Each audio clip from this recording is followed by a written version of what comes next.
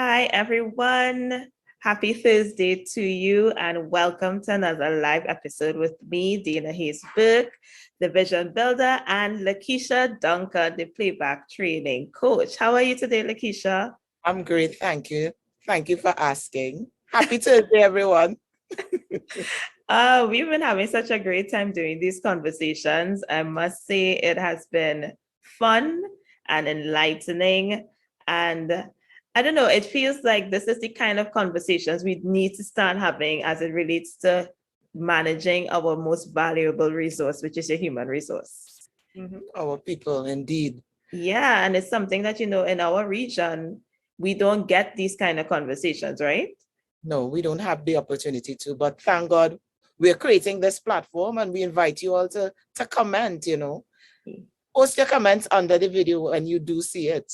Yeah, and definitely this is like the only way we're going to be able to change narratives, the only way we're going to be able to shift the scale is by starting the conversations and together mapping out the pathways that it can be done. I feel like there is always the textbook expectation and then there's the practical reality, but there isn't any bridging of the gap.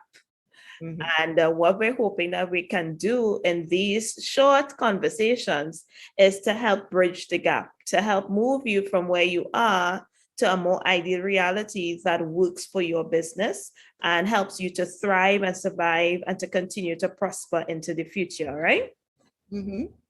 So last two episodes, we started off our conversation with the Great Resignation, which I know was a big thing, and having to like address and deal with that. And then we went over into, doing it for the culture and looking at the leadership culture in our region, looking at the leadership culture in Trinidad and Tobago and other Caribbean islands, and how we need to start adjusting that leadership culture because the human resource that is most valuable and most talented, they're not taking it anymore. Not. To say it very plainly, they're not taking it anymore. We have a new generation of employees who are fearless, who are willing to walk in their own power, who are willing to chart their own pathway, and they're not like, I don't need to die in this job, so And yeah. it's more about the job, it's not just about the job, it's about meaning and fulfillment. It's about meaning and fulfillment. And that's what we spoke about it last time. So just to recap, meaning and fulfillment, it goes into finding purpose in what you're doing, being a part of a bigger picture, being a part of something greater than just a cubicle, right? What else is meaning and fulfillment? Talk about, Leekeesha. It's also about you creating that value and making impact that is wider than the company, impacting society. And how do we give our employees that opportunities? It's important that we make them feel that they are part of something bigger. Yeah. How can I add value? And including them in the decision-making process, providing autonomy. I mean, guys, this is not like, 1920, where there was a select few people, who might know how to do it. Your employees may know more about things like technology than you. Yeah. So giving them autonomy, giving your staff the freedom to find creative solutions to problems. That is meaning and fulfillment, knowing that I see something out from my company and I had a big part to play in it. Meaning and fulfillment. But Dana, what does this meaning and fulfillment mean for the employee and for the organization? You see, there are big things that companies have been trying to accomplish with their staff through old methods that can be more easily accomplished now if we put emphasis on creating an environment of meaning and fulfillment for staff. Like, for instance, a lot of you in your strategic meetings and your strategic planning as executive managers and bosses, you talk about getting employees to buy in, particularly when you're creating new strategic plans. So you talk about we need to get them to buy into where we're trying to take the company. But how do you do that? Buy-in is one of those things you have to create. You have to create an environment of that. So what does buy-in actually look like? Because I feel like that's one of those terms, Leekeesha, textbook terms, right? Oh, we need company buy-in, we need staff buy-in, but what does that actually look like? For me, it means, an employee working extra without the expectation of being paid for it. So you go long hours, because you have that passion and drive to see the company realize its vision and its mission. Remember, we are part of something that is great. So, Yeah. that is one way you can, buy-in is visible. Another way is little resistance to change. COVID has come and many companies are in the process of restructuring, re-strategizing, and we have to take this to our employees. When we have buy-in and we take this to our employees, there's no resistance. They are able to fully, carry on that vision, that new vision, and walk in that new mission. For me, that's what buy-in looks like. Exactly. And you see, this is the linkage between meaning and fulfillment and buying, right? Meaning and fulfillment, and we spoke about meaning and fulfillment coming through autonomy, coming through, are you hearing? Yes, I'm hearing. Coming through autonomy, coming through having that ability to create creative solutions. How you get buy-in is by when you are doing a strategic plan. Here's the biggest mistake you all make. You all do a whole strategic plan for In your 6 tower. months. And then come and say, here it is. This is where we're taking the company. But nobody asks me. Nobody asks me. Yeah. So what is wrong with doing some sort of discussion, some sort of survey, some sort of focus group at the strategic planning stage to ensure that the outcomes that you have at some level of your strategic plan, there is something that your staff generally wanted. So we can personally identify with it. You know why companies don't do it, Dana? I feel they see it as too time consuming. But if we take the time to do it well, then we will realize the benefits of it. Yeah, because it's not more time, it's just allocating the time differently. True. Because I'm saying the company that I worked with, when we were doing strategic planning, we spent almost 6 months doing a strategic plan. And all they did in the 6 months is talk to their middle managers, their senior managers, and their executives. There was no interface with anybody who was not on management level. But the people who do the work are where? They are the normal employees, the everyday employee. They are the one who carry out the tasks. Exactly. That will help us realize productivity. Exactly. And, if we get them as part, get them involved in the process, they will trust us. There'll be greater trust. Yeah. And that's another sign of buy-in. And when our employees trust the process, they trust the vision, then we get full support as leaders. You don't have to work so hard. You don't have to work so hard to get people to do what you would like them to do to make the vision a reality. You really don't need to work so hard. So right now, some of you all are trying to create new policies, new procedures for this post-COVID reality, for this hybrid system. I'm going to ask you a simple question. Have you spoke to anybody who is not a manager about what their needs are, about what their circumstances are, about what is the one top priority for them in this environment?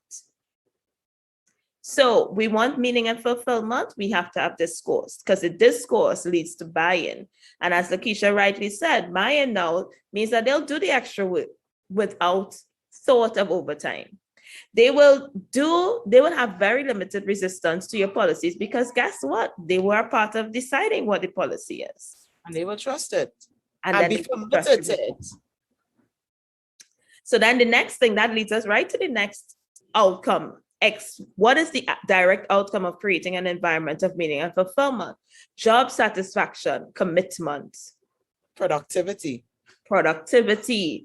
So job satisfaction means I wouldn't be out, on Caribbean jobs, looking for a job every Monday morning. Or I will be punctual and regular to work. Some employees, when they are committed and when they are experiencing job satisfaction, they Yes. come to work when sick.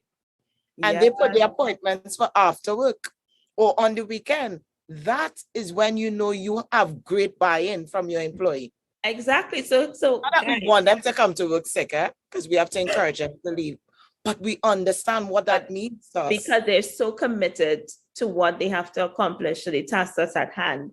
And so I want to ask some of you all who are looking on, you're still online. Do you have employees who are reaching late for your online meeting? Yes, maybe that's a sign that, we need to achieve greater buy-in. Yeah, that could be a sign, and there might be a level of dissatisfaction. So what is your point of this grant a month? Maybe it could be, because Leekeesha touched on this last episode. Maybe it could be that they're using your internet and you're not providing any sort of support for that. Right? And job satisfaction also, we can see it through low turnover. Yeah. Low turnover. People are not leaving every week, every month, every year. You don't have to look for staff, because we know that when we need to recruit, that costs us time and money. And while we are recruiting, our productivity levels are at a standstill. Yeah. So we will want to maintain, our staff and retain our staff. So guys, let's create that leadership culture that gets our employees involved, get them part of the process, creating value, creating impact. Yes, definitely. And then, of course, job satisfaction. Once you have that internal satisfaction, guess what happens for your customers? There's external customer satisfaction, because the customer service is, as we say, on point. On point. You're not going to be getting bad reviews. You're not going to have, because listen, now is a dangerous time for companies to have bad customer service and bad reviews, because they're not just telling, their neighbor, and they're not just telling the person down the street. Full of social media. The whole of social media. And you all know how social media works. If you don't know, you need to get in the know, right? If it's bad news spreads like wildfire. Faster than good ones.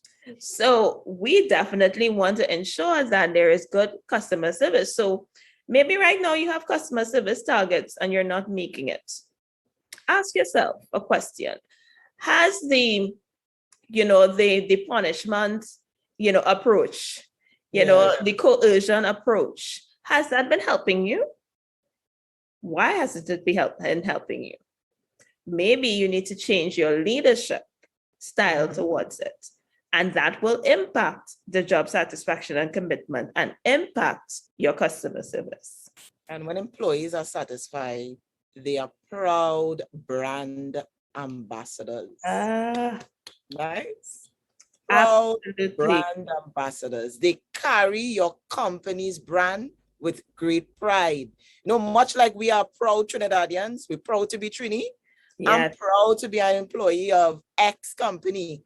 We serve, people, we do this, and they can quickly and effortlessly articulate the mission and vision of your company without blinking an eye. And that's what we want.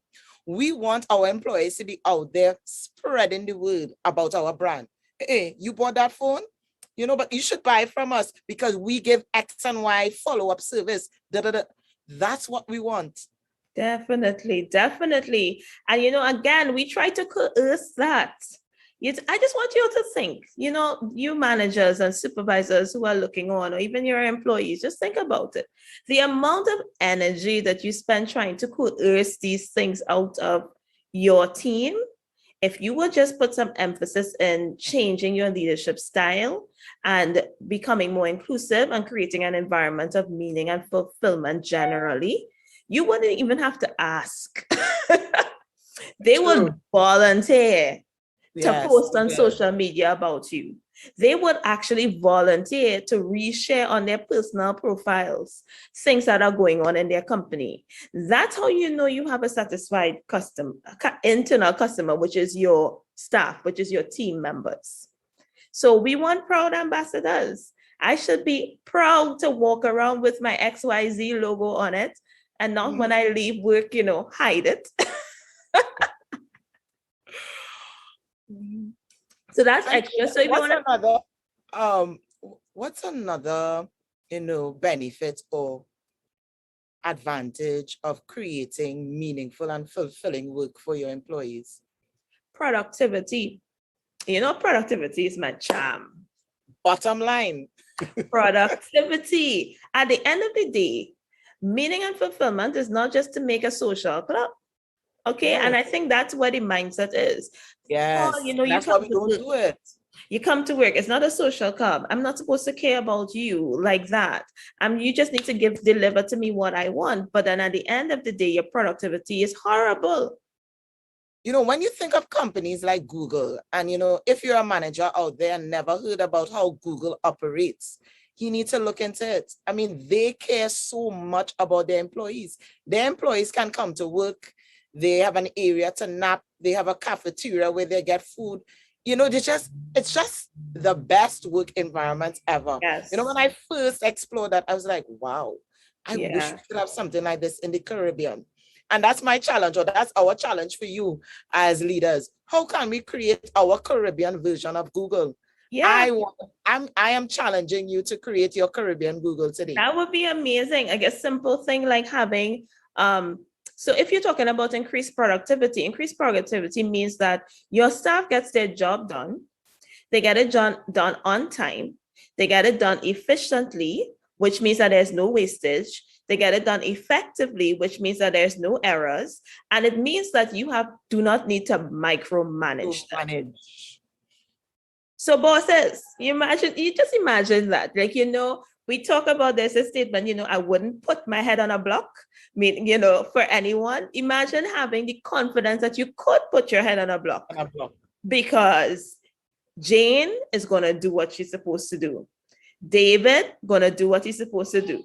Michaela, she has it on lock. Yeah, we're not leading tasks. We are leading people. So, you talk about Google, and we're talking about, let's see how we can make, our companies more Google.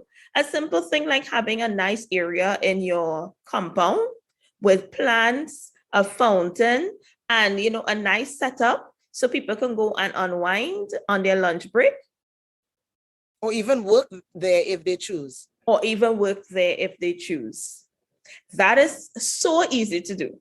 That is so easy for a lot of spaces to do. A simple thing like encouraging your staff to take 15-minute breaks every 2 hours so that they can break the monotony, and you have an allocated area, like a nice little, calm, peaceful room.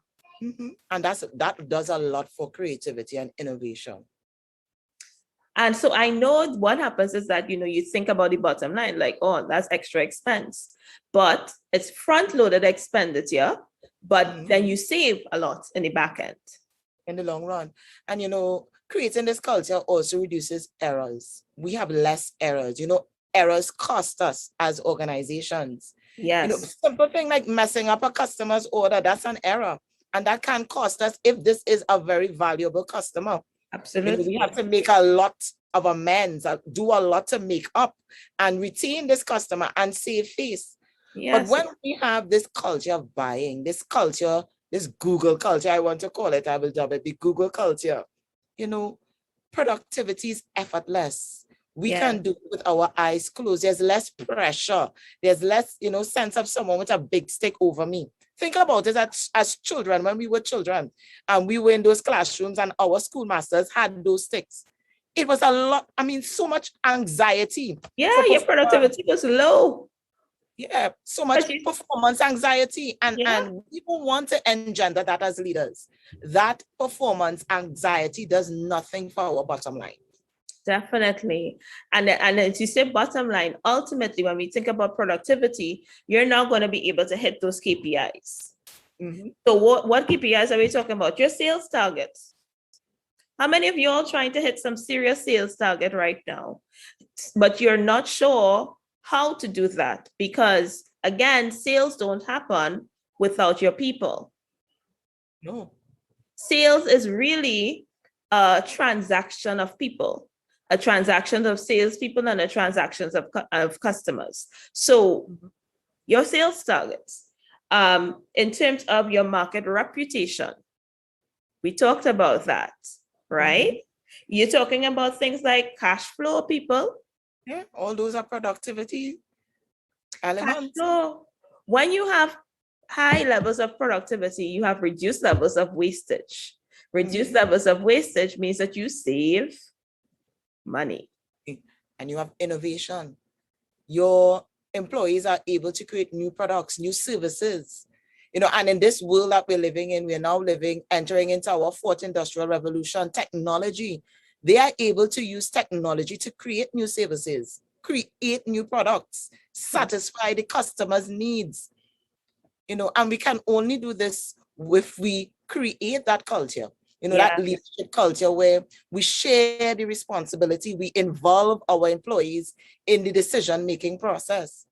Definitely. So ultimately, so I know you've been hearing us talk about meaning and fulfillment and leadership, but this is now where you see practically what are the benefits that will come to you by making certain shifts in your leadership structure and your leadership style and the way that you approach the management of your greatest resource, which is your human resource.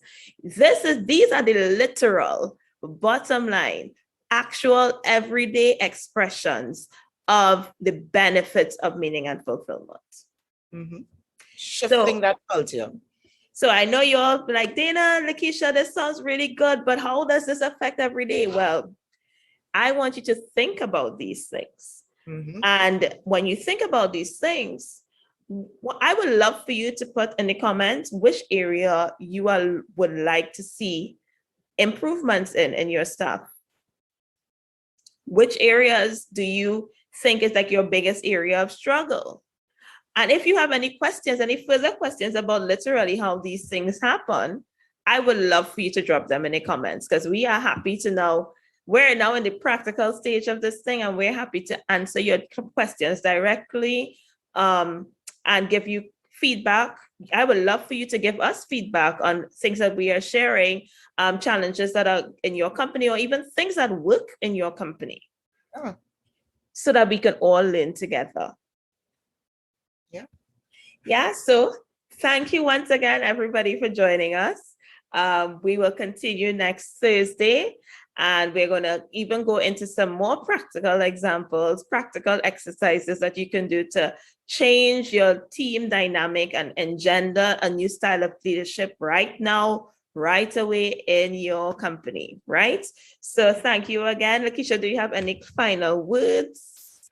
Not at this point. I just want to say, we're excited to help you. Please do comment. Please post your challenges. We can probably offer suggestions for other problems you may be experiencing that we have not yet touched on.